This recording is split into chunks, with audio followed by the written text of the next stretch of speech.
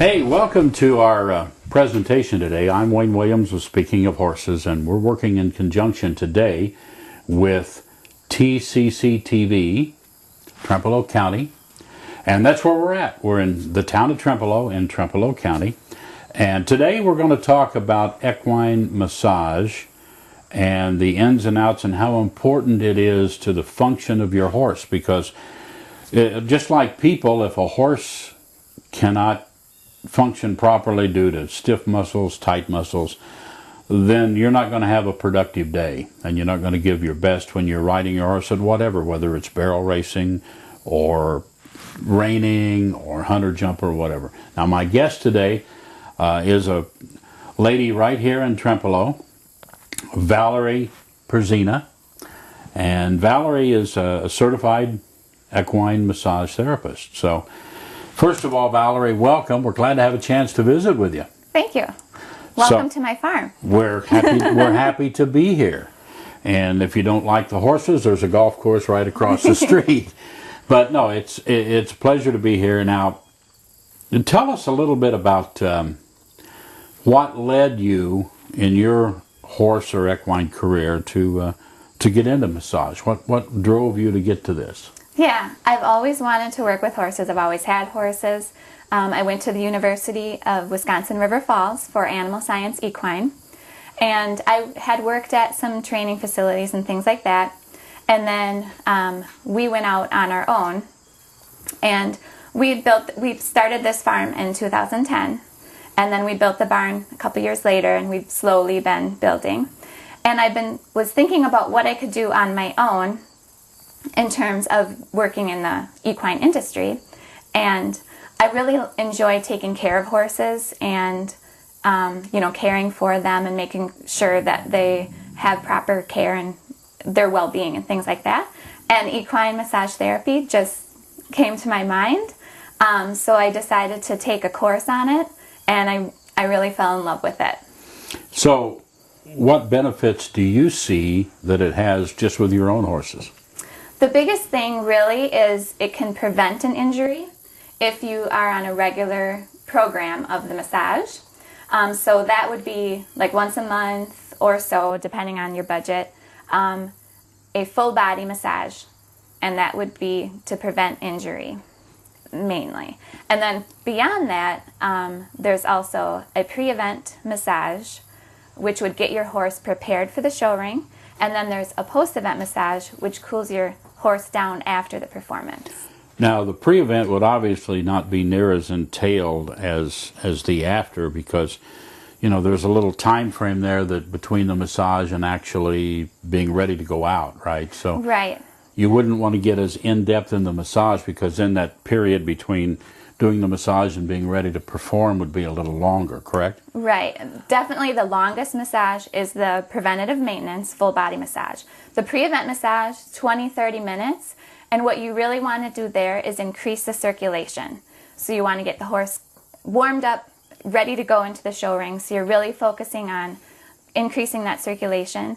So the TheraPlate vibration therapy is really popular for a pre-event massage, or just a lot of percussion technique massage before. And also you would do some direct focus on if there's any areas or issues with that horse, you would loosen those up right before they go in. So now, if you had a reining horse versus a hunter jumper versus a barrel racer, whatever it might be, I would assume there are different muscles or different areas that you're going to approach? For sure. Yes, and that's why it's good to know exactly what your horse competes in, what their activity level is, their age, everything like that. So with dressage, they're very collected, so they can really get tight in the neck, and they're really doing a lot of very demanding movements. So you look for those areas in that discipline. And with reining, the sliding stops, it's very hindquarter engaged. So and the spins and everything, so you see a lot tightness in the shoulders, in the hindquarters, and hunter jumper too. The shoulders, the neck.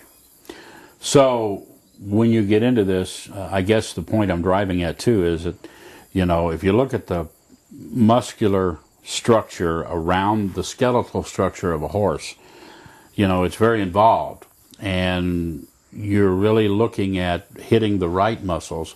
So it's not something that you can just kind of go out and do yourself. Right. It's something you have to know how that structure works, because, see, it's always been amazing to me that if you look at the backbone of a horse, the actual vertebrae have what are they, 4 or 5 inches sticking up?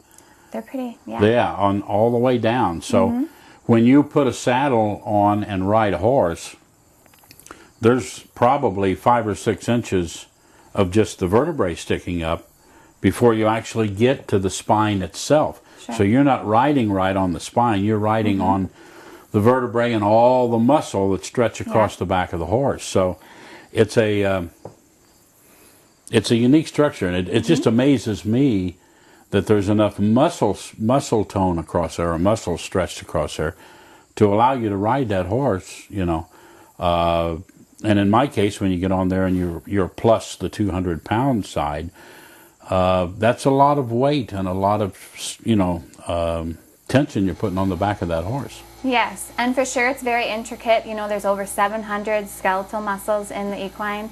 You mentioned saddles. Saddle fit is a big thing that you can see affecting the soreness of a horse. You can find that a lot. Yeah, I think with saddle fit, people always say, well, I got my favorite saddle, it fits me fine. We're not talking about your rear end, we're talking about how it fits the horse, because if the horse is uncomfortable, you're not going to have a good ride no matter what you want, Right. So now, when you look at that, are there special things you do when it comes to that skeletal structure and the muscle structure down the back, so that they're comfortable with you on board? For sure. The back is a huge focus, and when I do a full massage, I work in sections, so each section will get a big amount of time. But anytime that when I'm working and I see there's an issue, I'll definitely focus longer on that area.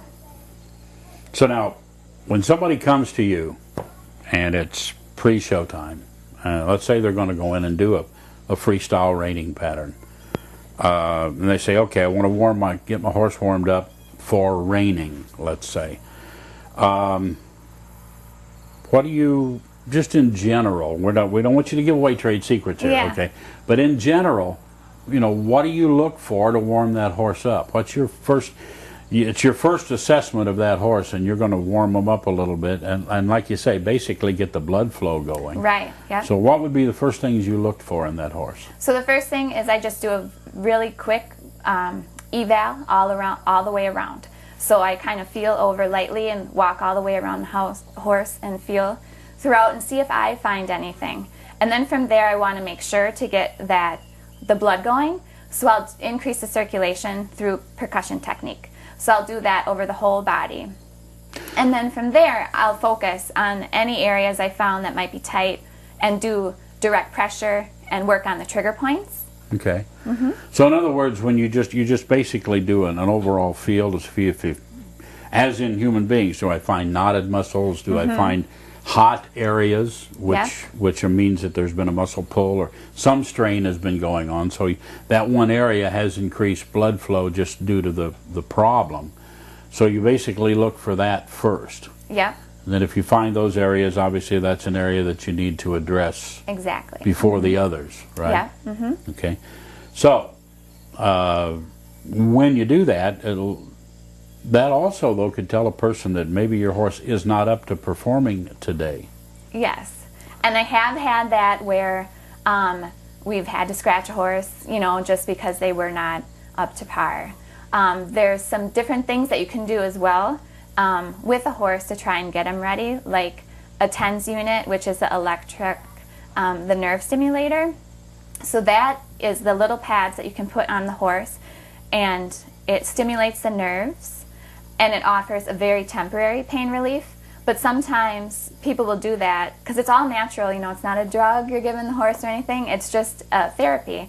So you put that on and it'll get you through that performance. So that's one option people have. Leading up to, a couple days before, you can do cold laser, which is a very targeted treatment if you do find an area that's a problem, you can use a cold laser, which is a very targeted treatment. It'll go 2 inches down into the muscle and treat in the deep tissue to try and speed the healing, release endorphins for pain relief, increase collagen production, and all of those. You know, it's always interesting to me that number one, you have to know that muscle layout, you know. And there is a lady that used to travel around quite a bit and go through that structure. Not only, she used to paint the horse. On one side of the horse she would paint the skeletal structure, and on the other side she would paint the muscle structure.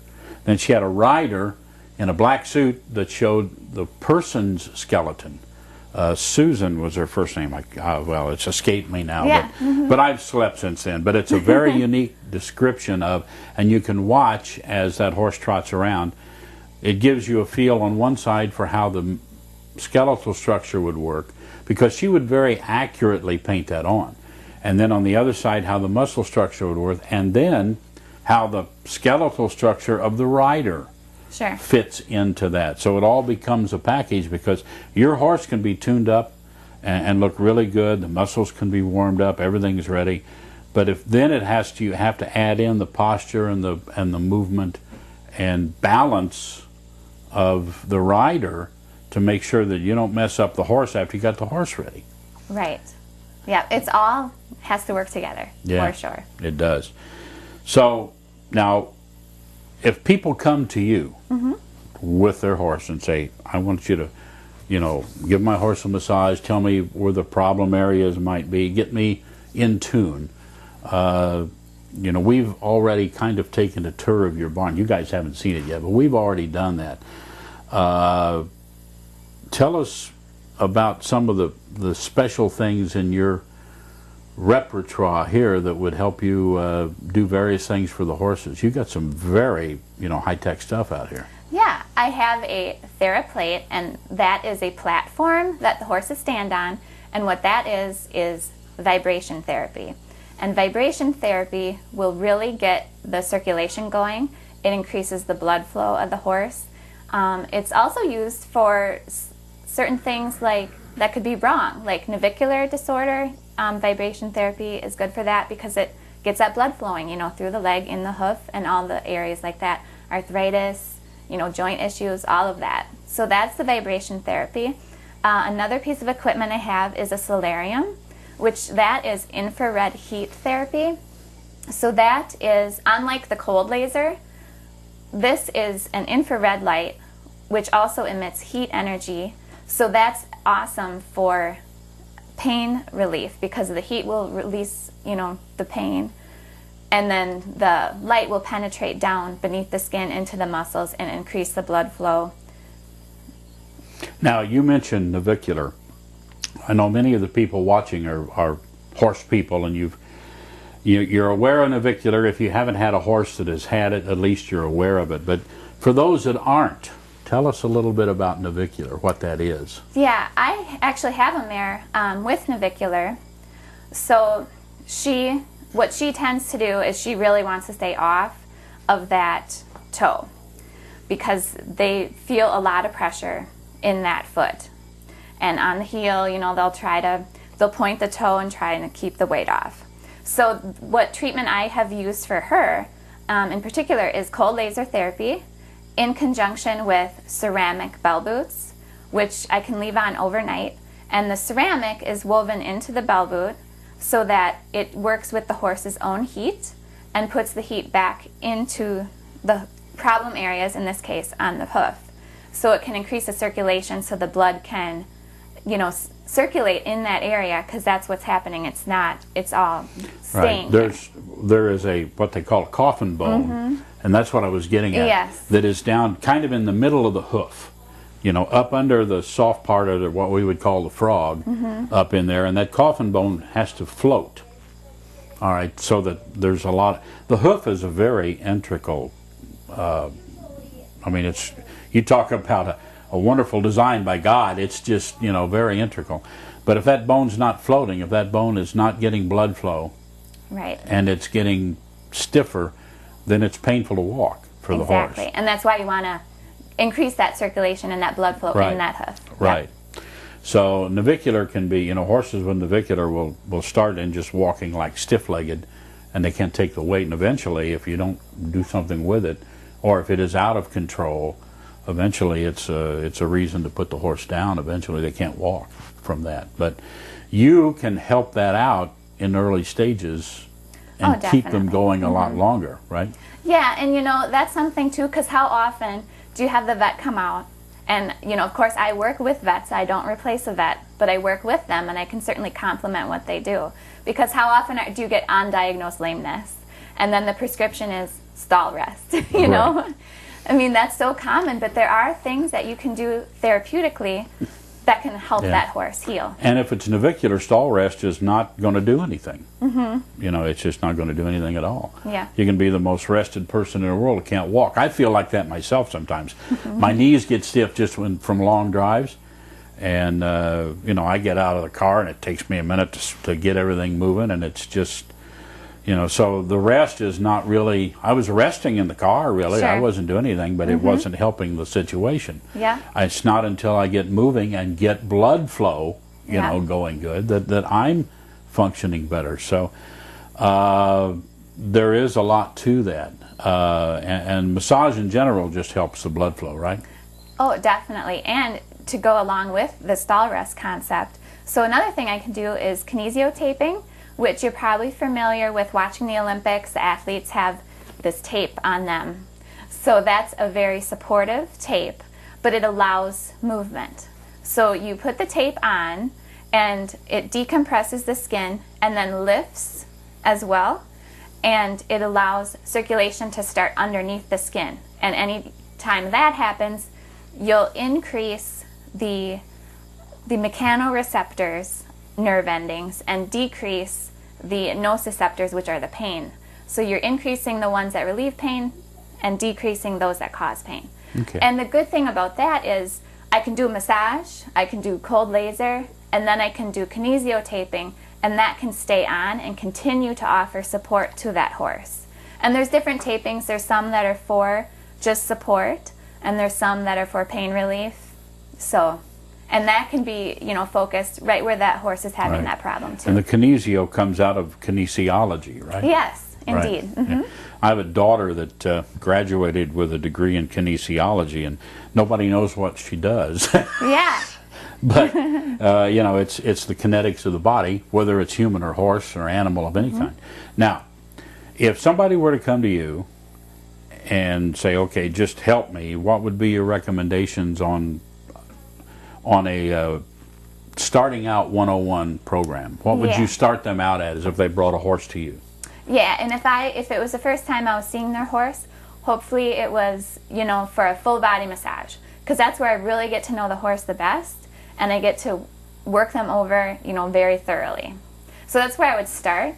And after that, usually after I do a full body massage, I find where there's some problem areas potentially, and then I'll discuss it with the owner, and then from there we can develop a treatment program. Okay, so it's what they should do is contact you and line up a program. Yeah, for sure. And you can help even a horse that appears healthy. You can help that horse, definitely. Prolong its life or prolong its activity. Be more productive for a longer period of time. Yeah, because you definitely want to. The idea is to prevent injury, and then also the longevity. Yeah. So if you have older horses, it can really help them, stay active longer. And that's it. We're all sentimentalists. I mean, I've been that route with horses that get older and older. And, I had a quarter horse Palomino mare that I rode even on the trails till she was probably 27, 28. And then I think she could still do it some, but I just got afraid of it. But, you want to keep them active as long as you can. They want something to do, too. Being a pasture ornament, you don't, it's like the guy says, I ain't going to that nursing home, okay? Because I don't want to just be set there, have them wheel me around, feed me, okay? I want something to do. You got to have something to do. And the horses are the same way. They want to go to work. Maybe they can't work as hard as they used to, but they still want a job. Yeah. And you can help them have that job a Yeah. lot longer and make their life a lot better. And that sentimentality is kind of why I got in this too, because I can't be the buying and selling of horses because I get too attached. You know, I have my sticks out there; Yeah. they're not going anywhere. But then I just love all of them, so I want to help them, you know, where I Right. can, and Right. this really allows me to do that. A few years ago, we thought we were running the geriatric farm because, you know, we said we got to get a couple of younger horses so we can keep riding on the trails, but we don't want to do anything with the older ones. So I know that sentimentality that's a true. Well, you walk in a barn, you generally always see a barn cat. There's always a dog or two around. Okay, you know, if you love the animals, you love the animals. It's Yeah. that simple. And now, if people want to contact you, Valerie, how do they do that? Yeah, they can call me or text me, and my phone number is 608-518-2429. They can email me at grainsmainsfarm@yahoo.com. And then I also have a Facebook page too, which is Grains and Mains Farm Equine Massage Therapy. On Facebook. Great. So you got to go high tech now. Yeah, yeah. You want to be doing that from your handheld device on the back of your horse. That's what you want to be doing. Yeah. But no, we appreciate talking with you. Now we've been showing video of different things as we've gone here, but we are going to show you basically working a horse so people can get an idea of how this all works. So Valerie, Awesome. thank you. Thank you. All right, let's watch. They are our family, and we only want the best for them. No standing water means clean, good tasting, algae-free, mosquito-free, and virus-free water. No risk of electric shock, no risk of fire from faulty wiring. Cool water in the summer, warm water in the winter. Water delivered fresh from the water supply at 50 degrees year-round. Drinking Post Water. King Barns, located in New Holland, Pennsylvania. If you want a great custom-built barn, you got to contact kingbarns.com. All kinds of customized barns, top-grade materials, and wonderful custom design to meet your request. Please check out King Barns today. Source Nutrition. One of the fine sponsors, Source Nutrition, micronutrients developed from the seaweed harvested off the coast of Maine, aids in digestion, helps with older horses, keeps everything moving fine in your horse's digestive tract. Check out Source Nutrition. And I generally start with just a quick eval, just running my hands over the whole body of the horse. And I'm just looking for any heatness or swelling or hard nodules.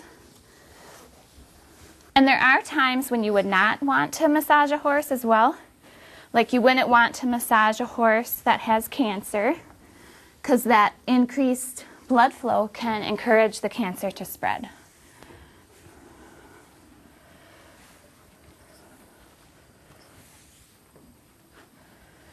So from there, she looks good to go.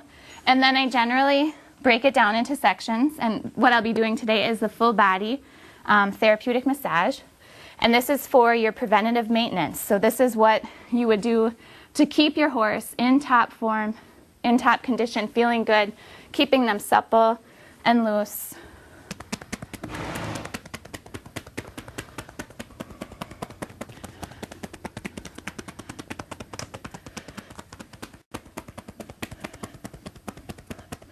And you can see like her eyes are already droopy. There's a lot of signs you can look for in a horse.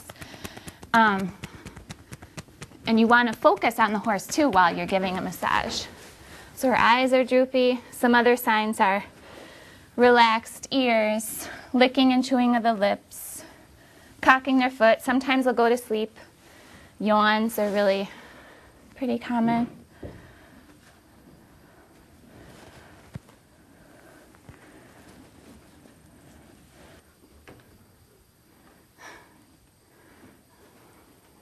It's very gratifying when they start to respond because you know that they're feeling good and that you're helping them. And they all have their favorite spots, you know, just like people.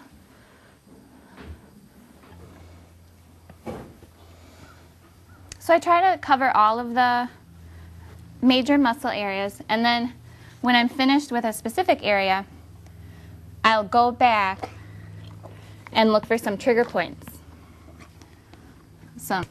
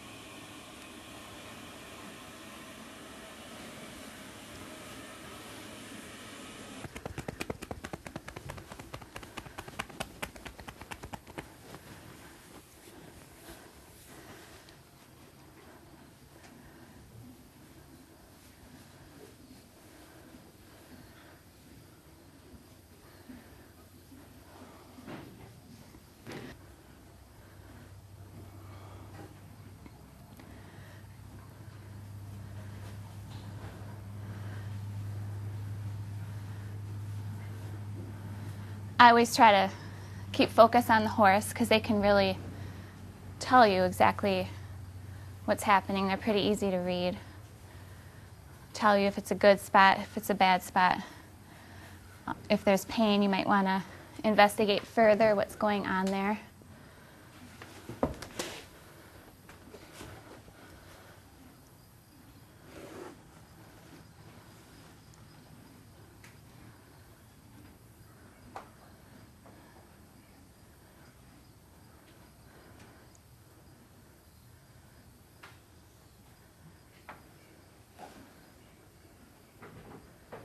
You also want to watch the horse too, just for safety, because you can tell if they're accepting of the touch or not. Because you get pretty deep into some areas.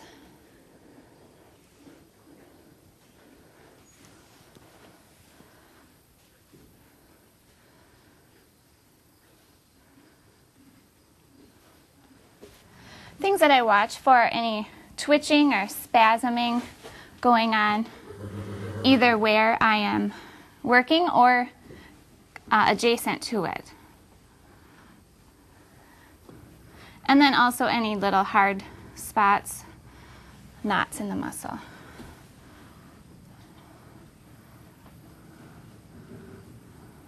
Okay. Well, hey, Valerie, thank you very much for a look around at actually Grains and Mains Farm. Yep. And all of your equine massage therapy. So thank you very much. You're welcome. Thank you for coming. I'm so glad you could come out here and take a look at what I do. Well, we're happy we could too, and I can tell you that there's a lot of great information, and anybody with a horse wants to improve their function, get a hold of Valerie. Now, that website again, or the contact is through Facebook, right? It is. It's on Facebook, and it's Grains and Mains Farm Equine Massage Therapy. Thank you, and thank you for watching. Timeless fence systems, they're non-conductive, they're self-insulating, they're maintenance-free. Beyond that, they're very easy to install. They'll last for years and years. Timeless fence systems, check them out. And we'd like to introduce you to L&D Trailers. They're announcing their dealership featuring Equitrek horse trailers of Britain. Full line of high-quality trailers, and soon they're going to be introducing total vans, horse trailers, and comfortable quarters. Equitrek and L&D Trailers.